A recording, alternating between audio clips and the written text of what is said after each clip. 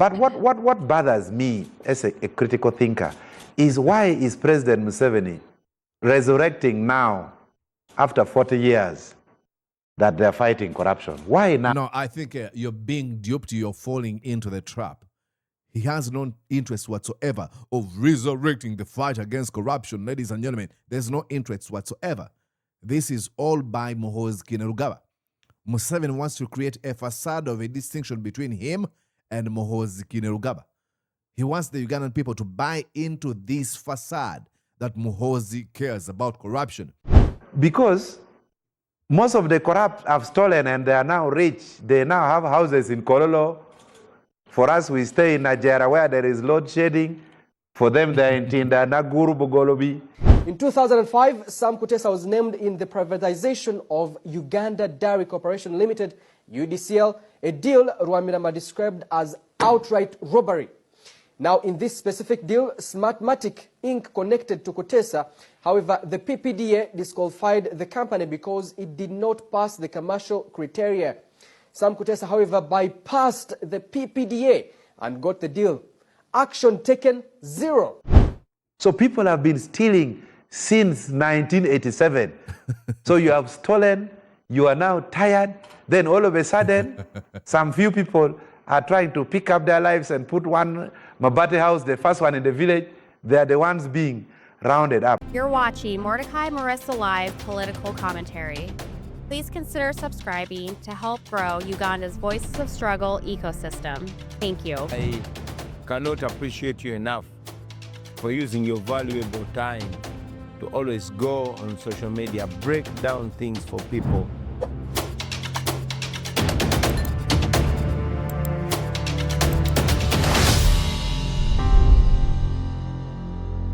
Well, ladies and gentlemen, I hope you're having a wonderful time. Mordecai Marissa here.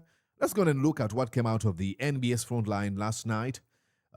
You should know that former Aruu County Member of Parliament, Samuel Odonga, I think I should get this right, actually. I don't think he's Samuel anymore. His name is Odonga. He swore an affidavit and got rid of that name. He called it a colonizer's name, so his name is Odonga. He detonated what you could describe as a political bombshell over Balam Barugahara's much publicized fight against corruption. It's not fight against corruption.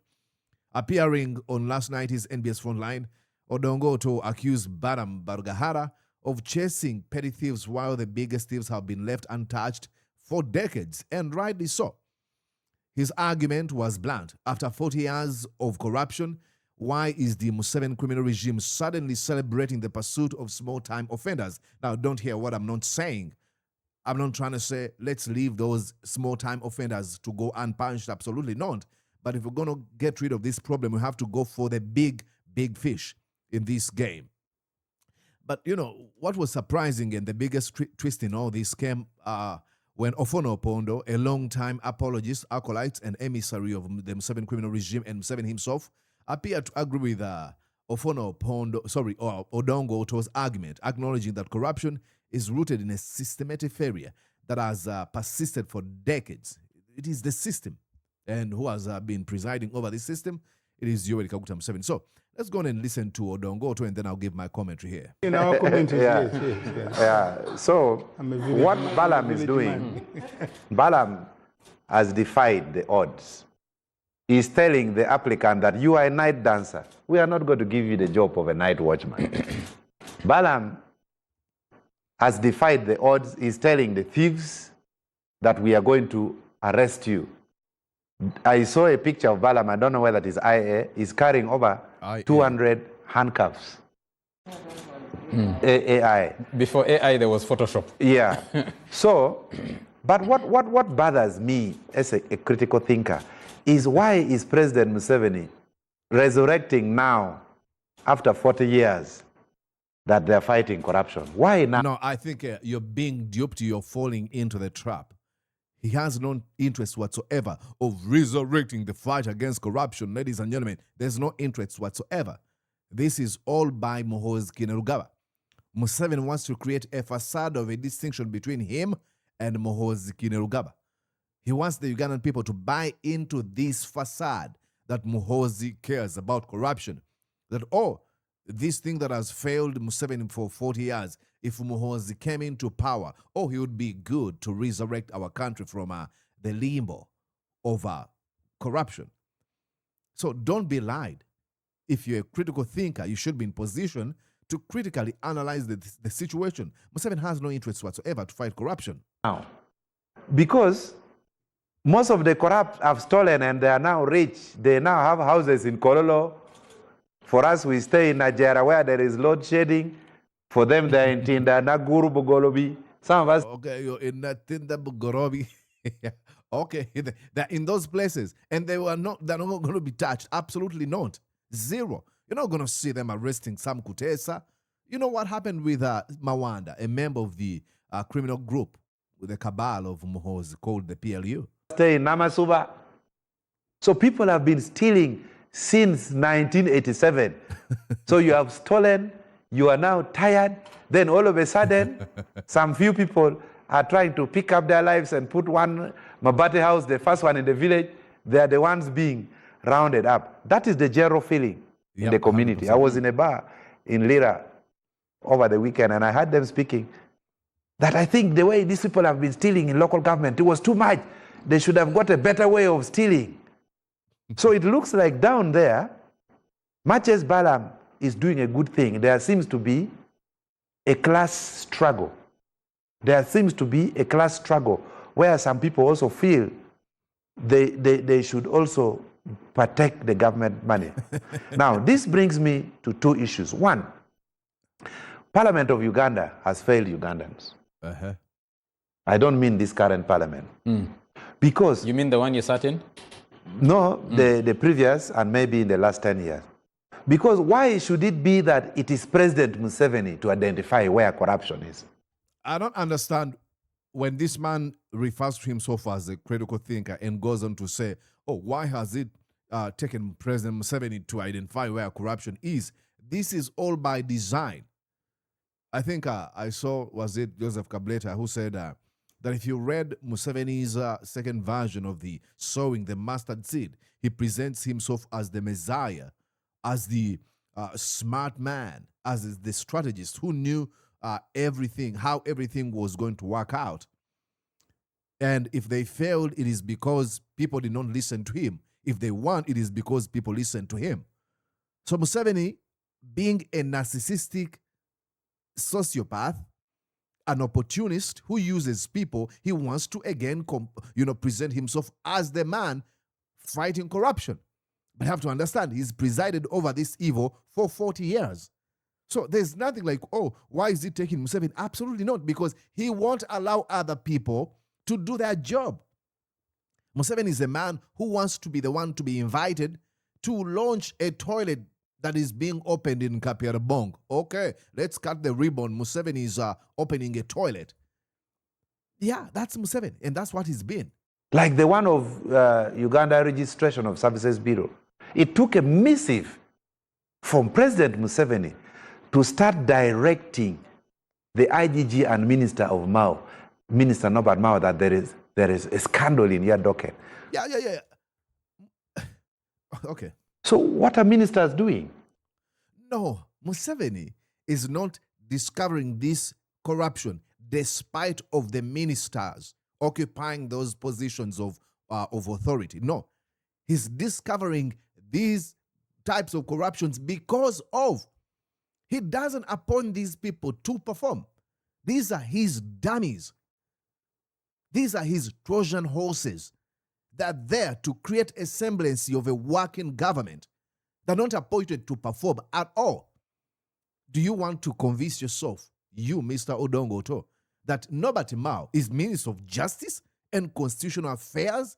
And look at what is going on with cases such as that of Dr. Chiza Besigye and other NUP prisoners. Are you kidding me? But isn't Norbert Mao a student of law? Oh, I am a lawyer. Yes, he's Minister of Justice and Constitutional Affairs. But the moment Museveni identifies something, I'm using that term loosely because he doesn't identify a problem he's already created. It's already been there. But to save this argument, okay, if Museveni identifies something, then Museveni then delegates Balam to fix, then we'd be like, the minister is working. No. It is Museveni trying to perform a semblance, to create this veneer, a mirage of performance, but he doesn't care. So it takes an 82-year-old man to say there is a corruption in this party. That's what he wants you to look at him as. Oh, 82-old man, elderly man, smart. Oh, he's the one who is able to identify. How do you identify something that you've created? Museveni has created this problem. He's not identifying nothing. It's like you know, discovering something you hid. Okay? You'll be like, okay, I'm going to hide. This is what he's talking about. Museveni, what is Museveni doing? Like I just put it in my phone. Oh, wow, I can't believe Museveni found a phone he hid.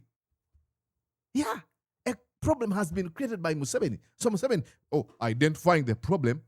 Come on. Particular area. I know the president is privy to so many intelligence services. They have ISO, they have terrorism, they have counterterrorism. Even when we're in parliament, they have terrorism and counterterrorism. I was casual and reckless, expressing my opinion. I thought Ofwono Opondo was a journalist covering me. I would speak my heart out. Little did I know that it was also intelligence. We also have intelligence in the media. Let's go here to listen to Ofwono Opondo, then I will take you to how they don't even care about the records. If they can move all of them to Nambole Stadium, he tried, okay, I challenge government. People have met, but some people are also having government for long-term service delivery. You are quoting the Ministry of National Guidance. I wouldn't want to water down what she has said. But I think in a way it is conceding that there is a systemic failure. I have said this many times. I've written, actually, about a month ago, and I said the NRM have had 40 years of revamping the system, and we came on the pedestal of the rule of law. Therefore, to resort to unlawful, high-handed, it doesn't add up, in my view. Yeah, he's talking about what these performative, raids and fight against corruption of Balam Barugahara. Oh, now I've fired you. Okay, arrest him right now. There's a small concept in what he described, the rule of law. It's called due process. Oh, this man is suspected to have stolen this amount of money. Yeah.